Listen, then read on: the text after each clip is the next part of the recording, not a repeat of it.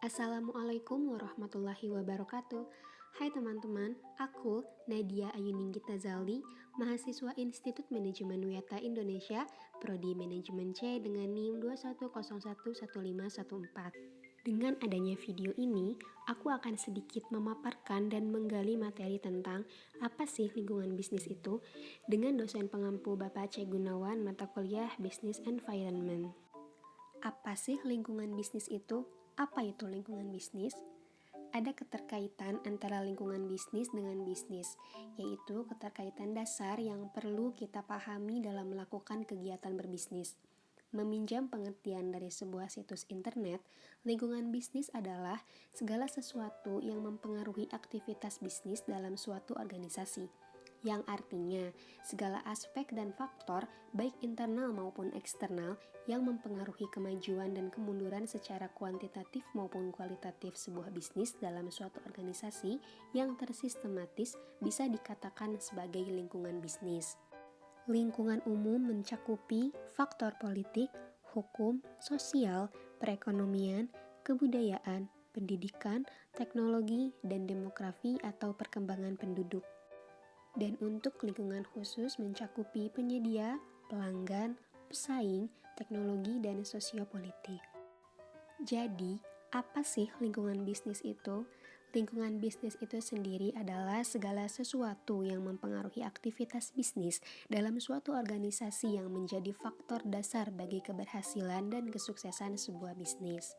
Selanjutnya ada komponen-komponen lingkungan bisnis. Lingkungan bisnis juga dapat diklasifikasikan menjadi dua bagian menurut sebagian pakar ekonom, yaitu lingkungan internal dan lingkungan eksternal. Komponen internal lingkungan bisnis dalam sebuah lingkungan bisnis dipengaruhi oleh faktor-faktor yang meliputi man atau tenaga kerja, money atau modal, material atau bahan baku, mesin atau perlengkapan, peralatan produksi, dan yang terakhir ada metode atau cara kerja. Sedangkan lingkungan eksternal terbagi lagi menjadi dua, yaitu lingkungan mikro dan lingkungan makro. Lingkungan mikro meliputi pemerintah, pemegang saham, kreditor, pesaing, publik, perantara, pemasok, dan konsumen.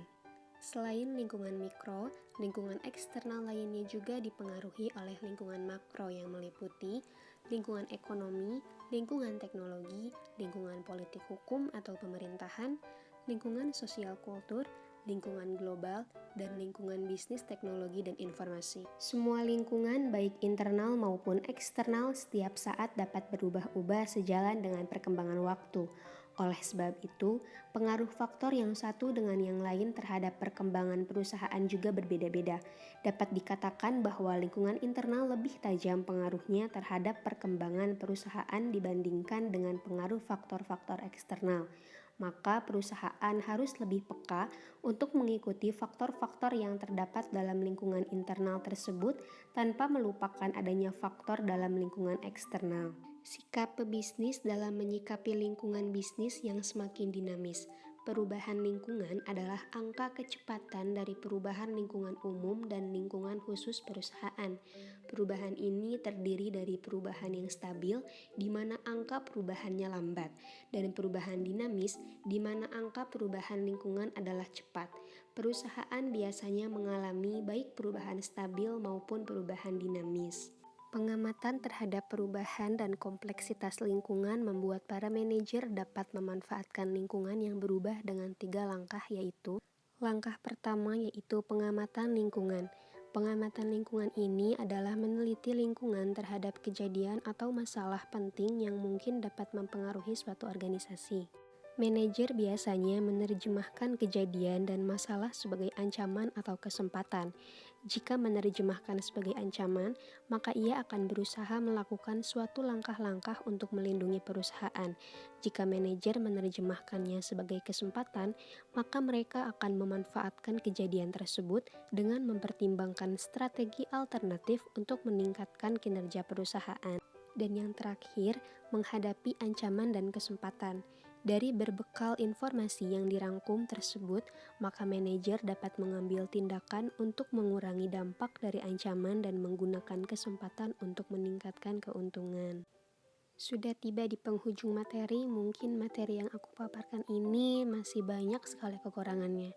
Maka dari itu, aku pribadi banyak-banyak meminta pengertiannya dari kalian yang mendengarkannya.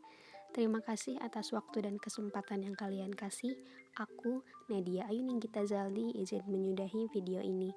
Terima kasih. Wassalamualaikum warahmatullahi wabarakatuh. Bye-bye semuanya.